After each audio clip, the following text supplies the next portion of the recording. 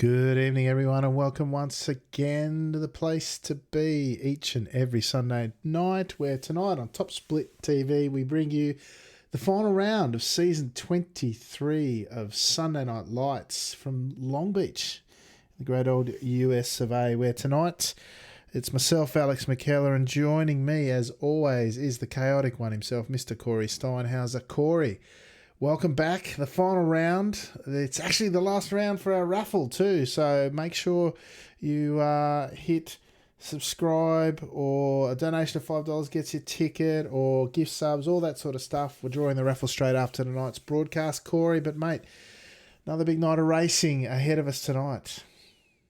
That's right, Alex. And I know I've got my tickets in. I've put in as much as I can, so I want that $100 gift voucher myself. But it should be a great night of racing here from the Long Beach Street Circuit, the second street circuit that was ever introduced to iRacing, besides obviously, Bathurst, which is technically a street circuit, technically permanent road course, but we won't go into that debate here. But yeah, great strength of field of 42.61 among 17 of our greatest drivers we could find. And I'm just having a quick little look through the list, Alex. We have a very, very strong Oz NZ representation here tonight. That's what we like to see. But starting at the top of the pops, we've got Nagai-san, Naoya Nagai from Japan. Of course, he won his one and only SNL race here last round, last season at this very track.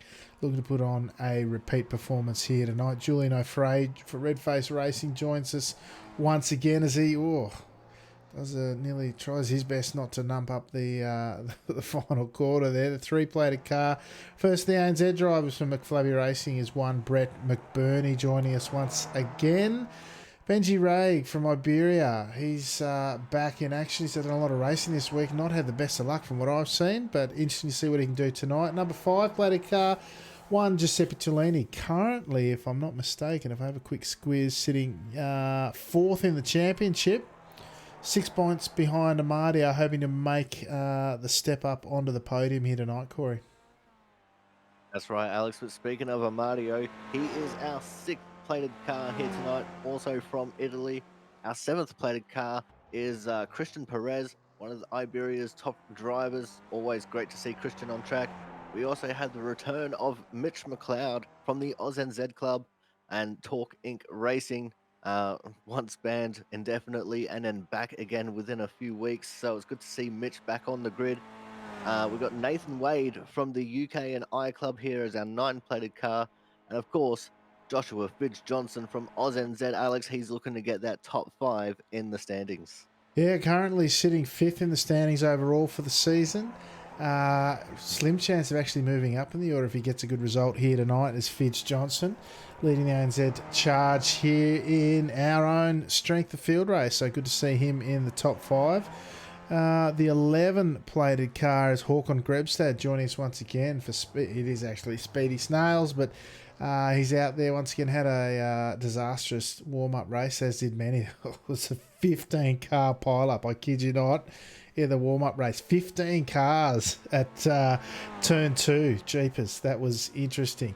The 12th-plated car, Team Milo Bossman, Russell Clark, back in the top split here tonight, having a crack as always. ANZ's Corey Lean is the 13-plated car here tonight. UK and I's George Matic is not only the provisional pole sitter at this stage, but his car number 14. 15, Tobias Ritt joins us once again.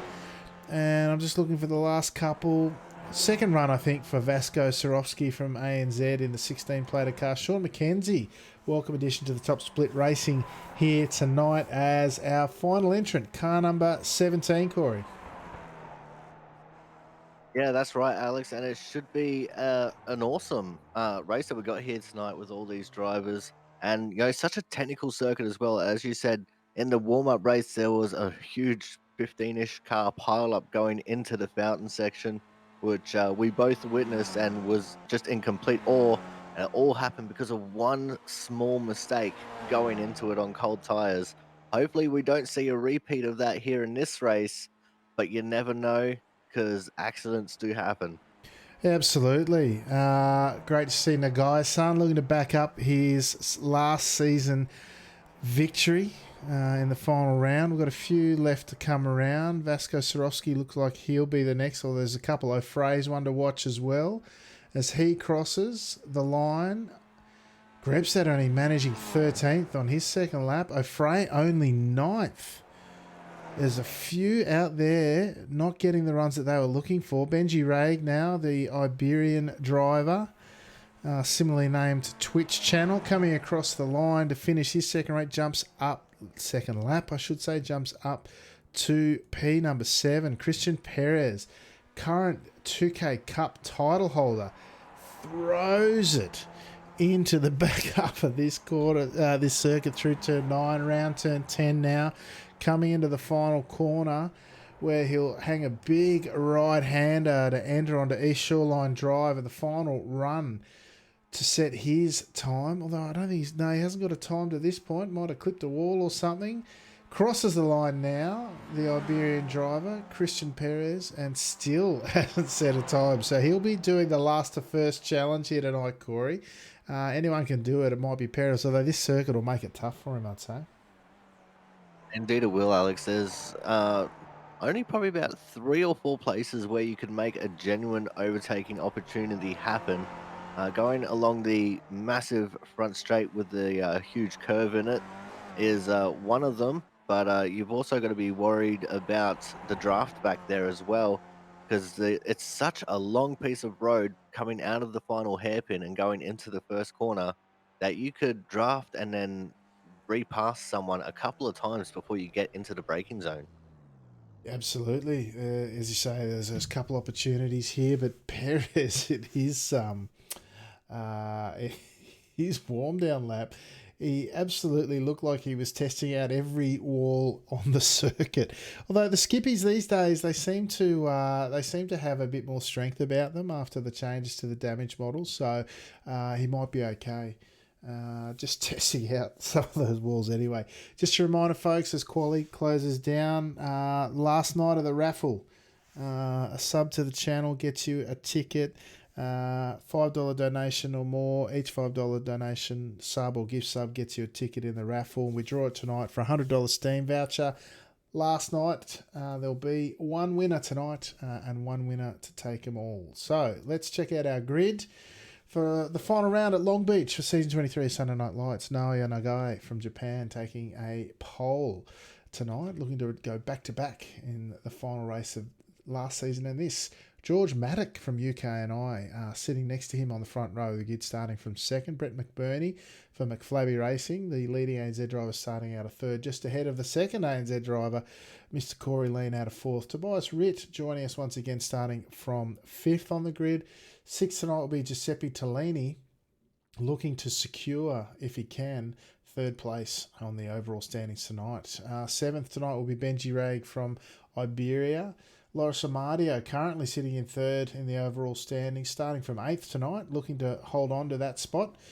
Russell Clark from ANZ, the team boss man of Team Milo, starting from 9th. Julian O'Fray, one of the stronger drivers in the field, starting from 10th. Mitchell McLeod for Torque Inc., starting out of 11th. Sean McKenzie from ANZ, starting out of 12th. As we go over the page, 13th tonight, Joshua Fidge Johnson, seeing if he can not only retain but maybe move up from 5th on the overall standings. Håkon Grebstad joins us once again, the Norwegian driver, starting from 14th. Vasco Swarovski from ANZ out of 15th. Christian Perez, somewhat surprisingly, out of 16th, having not set a time, neither that for Nathan Wade out of UK&I, who will start off the rear of the grid here tonight as we grab our starting positions. See if we can't get a decent camera angle. There we go. We've got Fred the Flag Marshal getting ready to wave his arm vigorously once again. Corey, who's your pick tonight? Well, it's going to be hard to look past Nagai's son at the moment because he is just so much on pace, Alex, as the red lights mean rev and the green lights mean go. We're underway for the final round of action here for this particular season of Skippy Racing action from the Long Beach Street Circuit, Alex. As they all run down into turn 1 for the first time, spreading out 2 and 3 wide. This time, are they going to get it done? Massive pile up here in the warm-up race. Only 3 cars survived, if you can believe it. Only 3 out of the entire field. as they start sweeping through 2 and 3 wide. Very difficult. It's single file through here, and I can hear him in the background already. Oh, 3 of them. Grebstad, McLeod, Wade looked like he might have been caught up in it as well. Let's go and grab a quick squiz at what happened there. Certainly not 15 cars, Corey, but 3 nonetheless. So we're just going through here. What happened here into the braking zone? Looked like, oh, McLeod moved over a little bit on the 17 car beside him. 2 into 1 did not go. Part of McLeod's car ending up in the fountain by the looks, and that's taken out Grebstad as well with the 9-plated car of Nathan Wade. That'll be all they wrote for those 3 in terms of the competitive night tonight, Corey. As we jump back up front, seeing a guy leading from Maddock. Yeah, that's right, Alex. I was just looking at another incident that happened during the period of time in which you're going through that replay. Nathan Wade in the 9 had a contact with Sean McKenzie as well at the back of the pack. But Nagai's son leading the way on the first lap here. He has George Maddock right behind him in the 14-plated car. And it looks like he is going to go for the overtake here, going into turn 1, Alex. And that's going to remain some spicy action as they continue on this lap. Oh, sideways was Maddock, into the Oh, wall even. beautiful. Yeah, oh, they're nose to tail like shopping carts at the local Woolies trying to get pushed back together to grab your 2 bob coin back. Nagai suffering a little bit of damage. Now the 1-plated car. The rear of his car looking a little bit sketchy. Oh, as the 15 goes around, it's Ritz. Perez going by. Ritz, just the rear of his car's gone, and I can hear crunching all over the place. Corey, the guys have woken up, and it's all action stations as we see Maddock now leading from Nagai at the end of the back straight. Yeah, that's right, Alex. I think the guy's going to start playing a little bit of a smarter race here because he's seen that Maddock is a little bit loose in the rear end on some of these corners. A couple of times he has made a little bit of contact, maybe possibly netcode contact, but sitting there in third, Corey Lane, he's not one to just sit and wait, Alex. We might start seeing some action coming from that third position here very shortly, especially right here coming into the hairpin, although, oh, big nose up the back of Nagai's son from Corey Lane, and Nagai's son won't be appreciating that at all. He's had more hits than Elvis tonight to the rear of that car is Nagai. He's got Lean to thank for the latest one. McBurney in tow as well. It was a bit of a concertina effect there. Quite a number of cars will have been lucky to get away from that unscathed. Look at the 12-plated car, Russell Clark now. He's sitting up well inside the top 10, sitting in 7th. There's a puff of smoke from the cars in front. It's all line astern here in this long snaking skip. Oh, but Clark's gone into the rear of Tellini, and there's another pile up out the back here. I'm just trying to grab what's going on here. Tellini reversing around the fountain to get out of the way. I think he's the one who's come off worse for wear the most there, Corey, but unfortunately, it's the first commentator's curse I think I've ever done. It put Clark into the rear of Tellini, and it's almost a classic punt to pass, unintentional as it would have been, but he's up 3 spots from the grid, young Mr. Clark, and having a decent race, incidents notwithstanding. Yeah, that's right, Alex. I don't actually see any damage on his car per se, but he is up in P6 right now, although he has lost the draft of Rieg in front of him, which is unfortunate, but Clark and Amadio there back in P7, they could work together here and try and close that gap. There is a couple of very nice drafty straights, and can always pull in time coming in here into the hairpin, especially with the concertina effect that seems to slow up the guys at the back more than it slows up the guys at the front.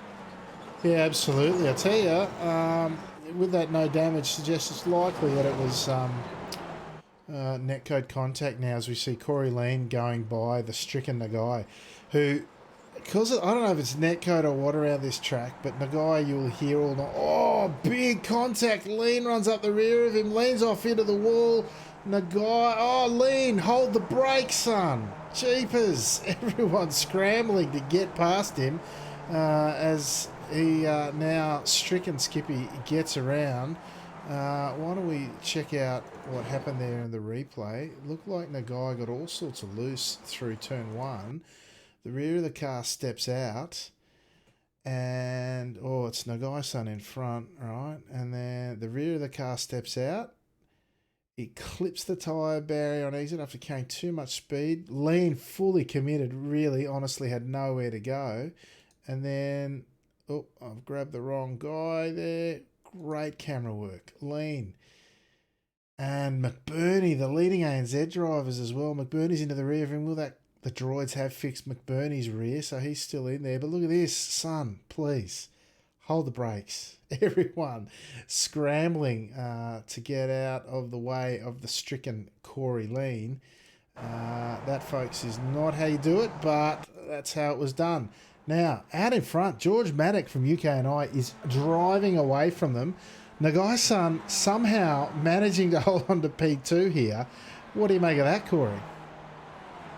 It's definitely not something that we would have expected here, Alex. I don't have much experience seeing George Maddock drive, but he's putting on an impressive effort right now. He's just staying clean. He's staying out of trouble of everyone. He has been having his moments, but he has a 2.5-second lead over Nagai-san, which is definitely not easy to do, even with Nagai making some small mistakes and being a part of a couple of incidents. But right up behind the guy, son, is Benji Reeg in that four-plated car, and he is going to be hungry here to try and make that into a second place, especially after how his warm-up race went, Alex. Yeah, absolutely. Benji, like I said, he's had a few rough races here this week, and I was just saying, some of these blokes sound like they're driving around with a toolbox rattling around in the back of their car. It just seems to be something unique to this track. You can just hear it maybe as Nagai goes by. Nah, it sounds all right. There's a few of them, though, and I don't know whether it's net code or what. But you can just hear it. They just sound like they're crunching the whole way around. McBurney now sitting in fourth. A good result for him if he can hang on to it. Clark now has been overtaken by the flying Iberian, one Christian Perez, who, as we said, did not qualify, trying the last to first. And if anyone could do it, as much of a challenge as it would be around here, it would be Christian Perez, who's up 10 spots, if you don't mind, sitting in P6 at the moment, having already dealt with one Russell Clark sitting behind him in 7th, now chasing down Loris Amadio to grab P5. He did a 31.3 last lap to be faster than anyone else on the track, and he's hardly charging through this field, Corey. That's exactly right, Alex. And Christian Perez, as we know, is one of the top Skippy drivers on the iRacing service at the moment, or at least he used to be. And he's definitely showing that he hasn't got that much ring rust on him, continuing to make his way up through the field. Though it might be a little bit harder for him now, because the closer up to the front you get, the harder it is to make overtakes. And that 0.4 of a second gap that he's got to Amadio ahead of him, that will probably evaporate here very quickly because, as I said, a couple of long drafty straights for him to get around. But then after that, it's like a second and a half that he's got to close up on McBurney. And that's not going to be an easy ask at all. No, absolutely. I thought he might make a run at the end of this big back straight down East Seaside Way into turn 9, but it doesn't look to be the case. Oh, as we see a few people dropping down the order, there's been some incidents and some folks head to the pits. I'm just going to grab a look and see what I can see here. Sarovsky's, they're riding on with him at the moment. At the end of the back. Oh, he's entering in. Oh, it's Collector Johnson. Oh, the 9 and the 15. Straight into the rear. Oh, that's tragic. Let's go take another look at that. As we see, he's trying to cut the angle here as much as he can into the back straight, clips the inside wall, into the outside wall, bang, gets stuck, doesn't hold the brakes, collects Fidge Johnson. The 9 car, I think, behind him just... It was a deer in the headlights. He was struck. And then the 15 as well. You're fully committed around there, albeit in second gear. And these blokes have not enjoyed that night out, let me tell you. I tell you what, there's some eventful stuff going on around here tonight, Corey, isn't there? That's right, Alex. I mean, we thought maybe, we'd get a little bit of action in the last couple of races that we had, but this street circuit's definitely showing that, it's got the dangers of a street circuit. And you have to be so committed around a lot of these corners. especially when they're just the straight up 90-degree corners like a lot of street circuits have. And these guys definitely pushing the limits as far as turning angle goes. You want to be as close to those walls as you can, cut, as you said, to try and cut down that angle.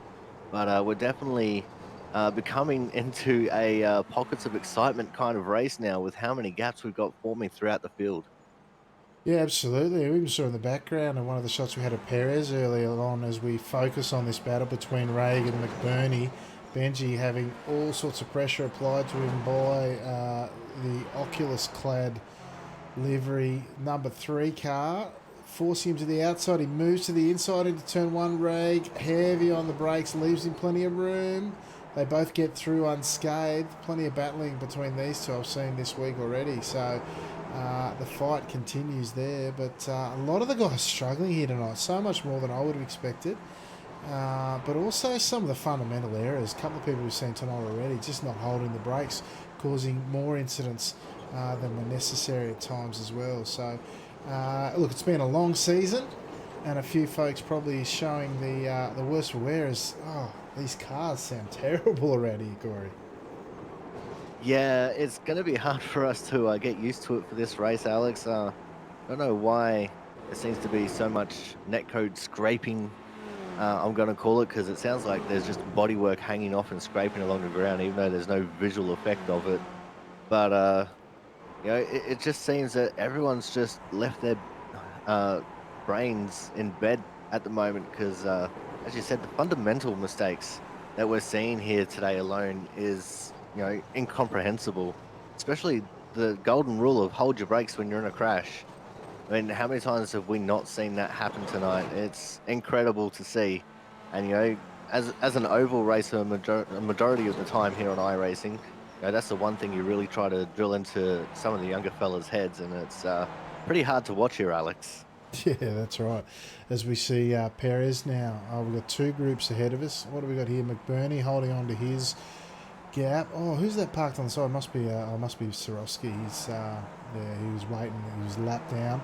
As we see, Perez has got past Amadio now. He's up his 11 spots, if you don't mind, as he comes through the start of lap 9 of 15 here tonight. He's coming up onto the back areas now through turn 5 onto West Shore. Oh, he's collected the wall. Thank you very much. Pushing too hard. That's cost him a position. Hopefully not his car, although it's looking a little second hand at the front end there, Corey. Yeah, that's right, Alex. So I've actually gone back to watching our front two of Matic and Nagai. Nagai's son has been on a mission closing in that gap to Matic. It's less than a full second. It's about 5 or 6 tenths of a second at the moment, Alex. So the action for the lead could start heating up here very shortly. Absolutely, Nagai on a charge to make it 2 from 2 at Long Beach, the returning champion of this race last season. Take you all sorts of nice, tidy lines through there. Oh my gosh, that sound is going to drive me nuts. Perez now dropping like a stone. He's been passed by Clark and O'Fray in a sturdy battle there. Again, the crunching of metal greeting us. Oh yeah, he's got all sorts of damage. He's ducked into the pits as Perez looking to make his night what he can in the time that remains. Meanwhile, up front, Nagai looking to make a move into turn 1. Gets it done on Matic. Matic now coming back at him on the exit, the over-under.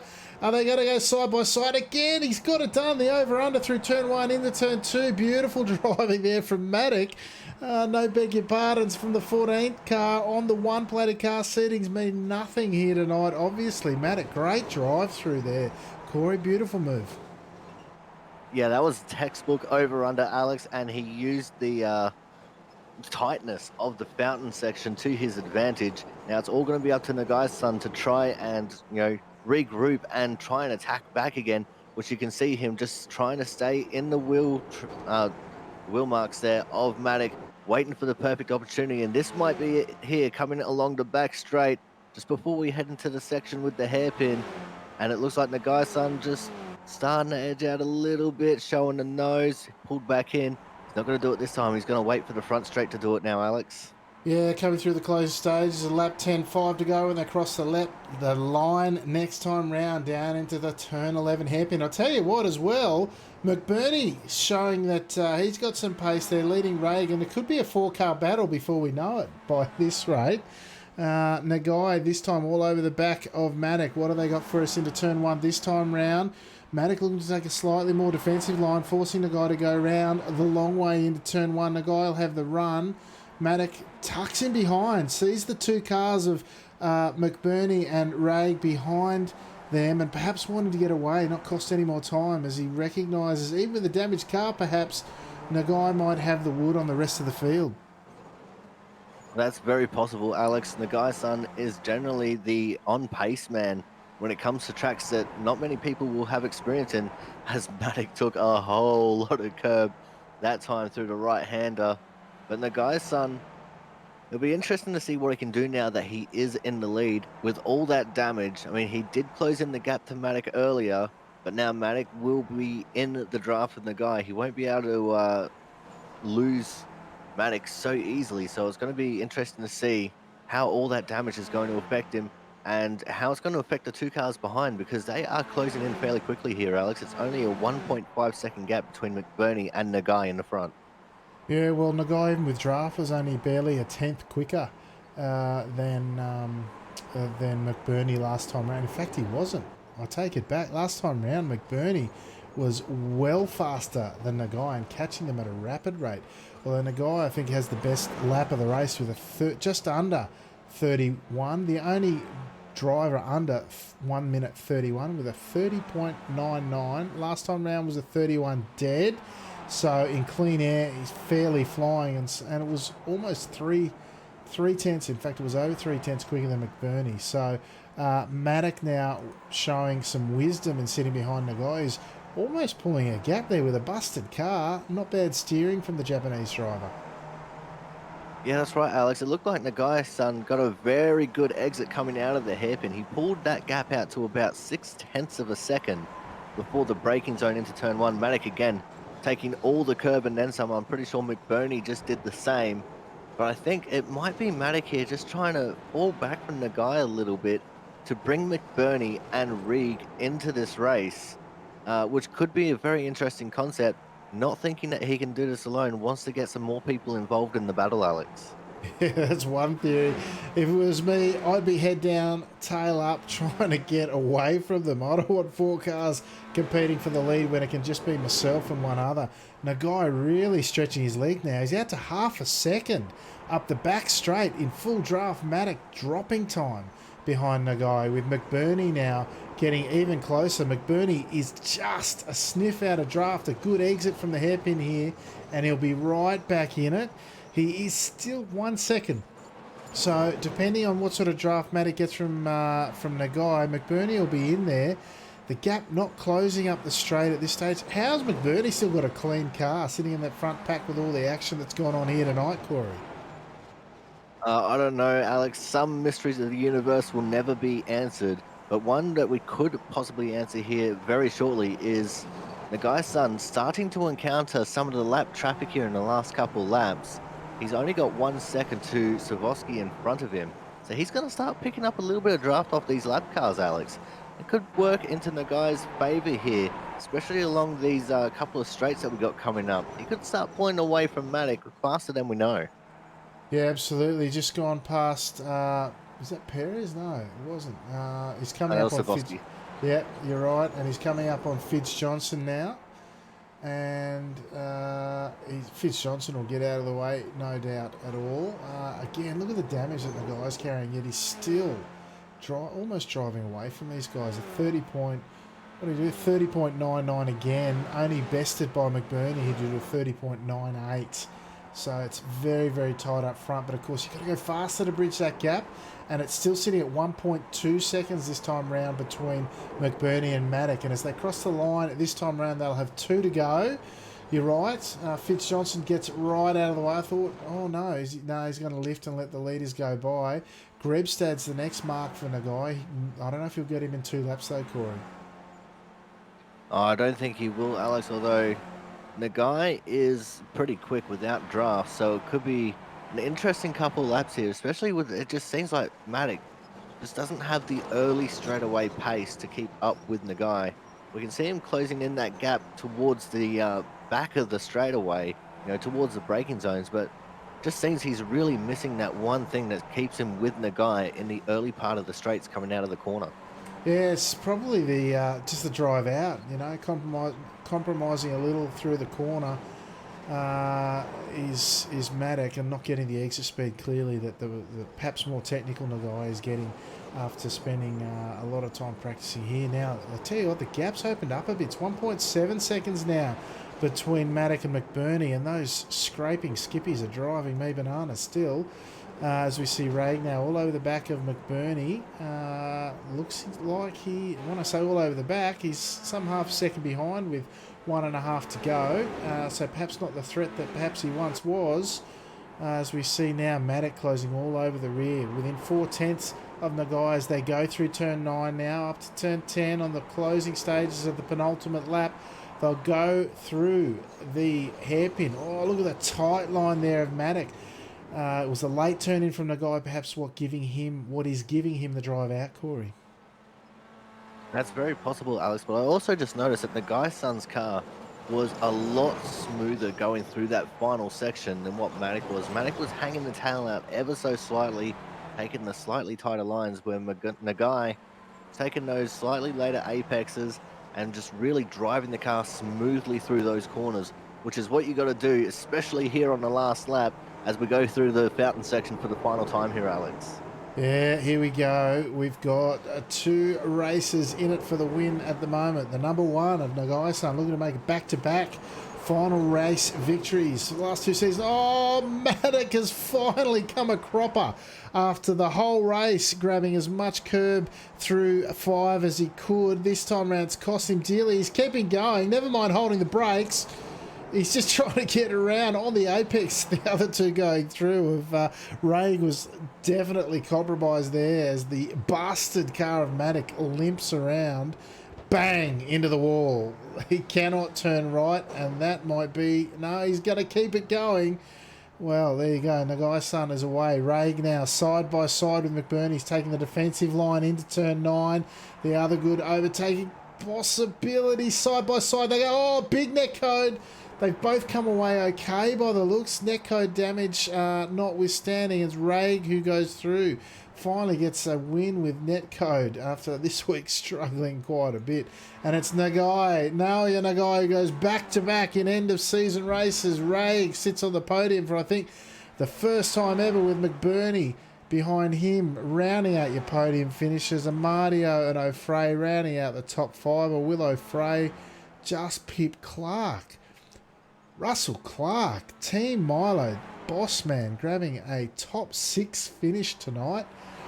The Eeyore of ANZ Racing has had a positive finish here tonight. Congratulations, one Russell Clark, as we see our stragglers come across the line, Corey. Exciting in its own way, this one, for the ups and downs of Skippy Racing, as such as they are. Yeah, that's right, Alex. And I'm happy to report Matic actually ended up finishing the race in P8 with that super busted car. But what an entertaining race that was, start to finish. There was drama every single lap, and I can't believe the race went like that, Alex. I was expecting it to either be like the warm up race or for it to become a little bit of a processional with maybe some overtaking on the front stretch.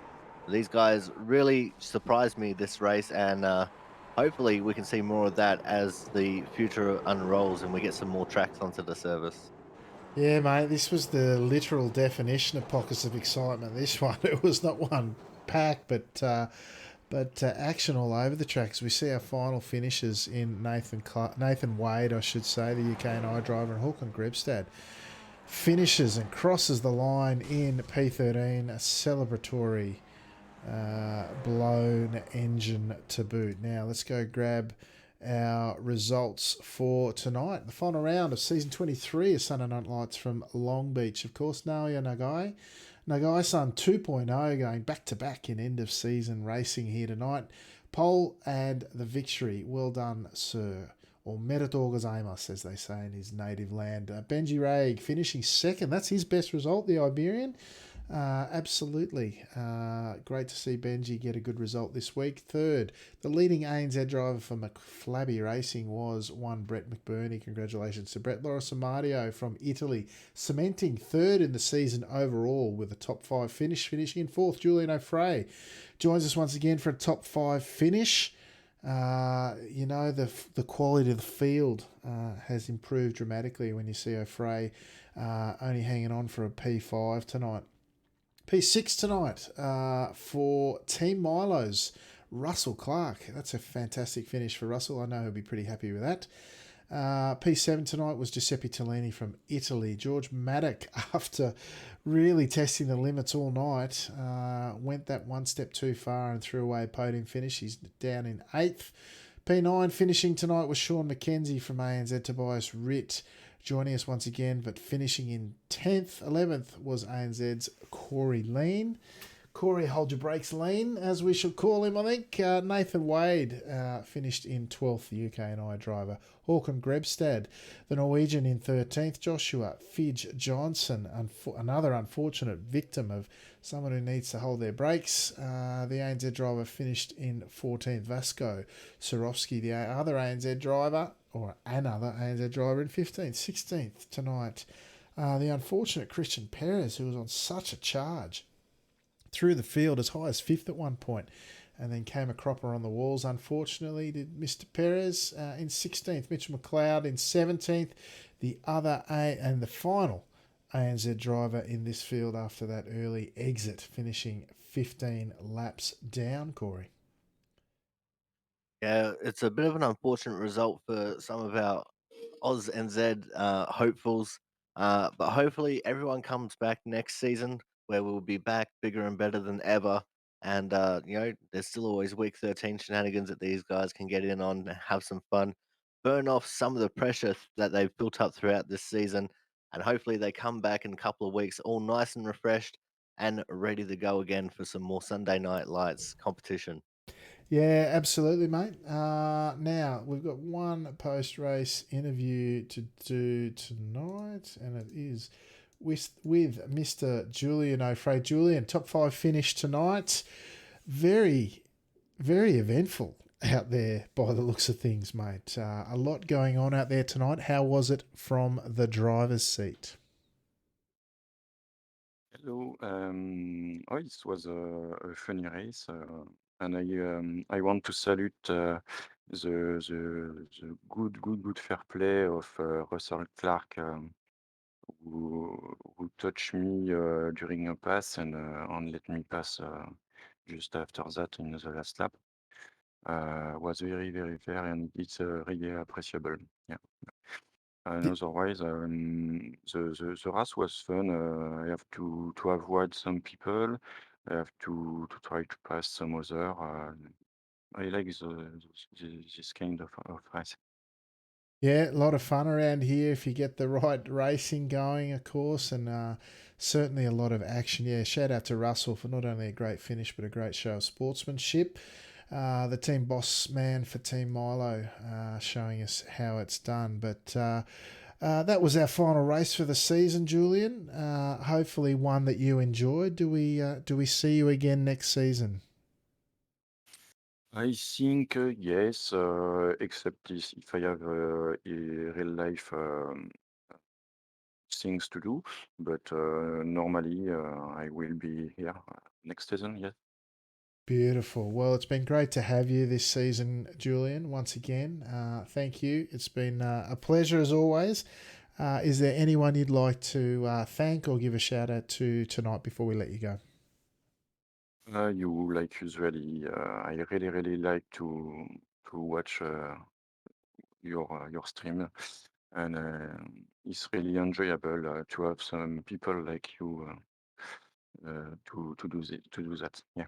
Uh, I hope for next season, no crappy update like in the season beginning last season. That was maybe 3 or 4 week uh, down because of bad damage model. Yeah, I hope a better start next season. Yeah, absolutely, mate. Couldn't agree more. With the Formula V's coming on, there'll be plenty of open wheeler action for everyone next season, which is great. So, thank you once again for joining us, Julian, and we look forward to seeing you again next season. See you. Bye bye. Next season in 2 weeks. Bye. Bye bye. There you go, Corey. Julian O'Fray becoming quickly one of our regulars and one of our favourites here. Very passionate driver, obviously, and great to see him out there having a good time. But Formula One's on, so we might wrap things up quickly. Hang around, folks. We're about to join the draw the end of season raffle for the $100 Steam voucher. So while we're wrapping up, make sure if you want to get in on that, last chance, a sub to the channel, gift sub, every ticket, a ticket for every one of those, or a $5 donation helps support the stream. With the graphics and the overlays in particular. Corey, tell the folks what you got on this week. So, of course, as of Tuesday morning in Australia, it's going to be week 13. And I saw on the schedule that there's going to be some mud skippies going on. Skippies around dirt ovals. I love the skippies and I love me some dirt ovals. So, I'm going to be getting me some of that, Alex. And also on Wednesday at about 11:20 a.m. Western Australian time.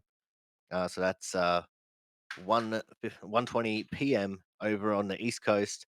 We'll have round number 2 of season 2 2021 from the Output Racing League over on the Aussie Sim Commentator channel, twitch.tv/Aussie_Sim_commentator, where we'll be taking the trucks to Darlington. And it's going to be a very interesting race. It's going to be all about survival there, Alex. And I'm pumped up to see what our Output Racing guys can do around there. Perfect. All right, folks, everything top split and SNL's on your screen at the moment. Join us in the Discord where the SNL community happens week in, week out. Of course, we do the broadcast there and the post-race interviews. Top Split YouTube is where you'll find this and every other race replay for SNL and MNL history. And, of course, Corey's and my YouTube, Twitch channels are on there as well. Of course, the broadcast is here each and every week. Hang around, folks. Well, firstly, thank you everyone who drove the series, who supported the stream and the broadcast. Your support is greatly appreciated, and we look forward to bringing you Sunday Night Lights once again for season 24 in a couple of weeks. But otherwise, folks, hang around after the credits to round out the broadcast. We'll be drawing the end of season raffle. But until then, and until next season, on behalf of the chaotic one himself, Mr. Corey Steinhauser, I'm Alex McKellar, and I will say ciao for now.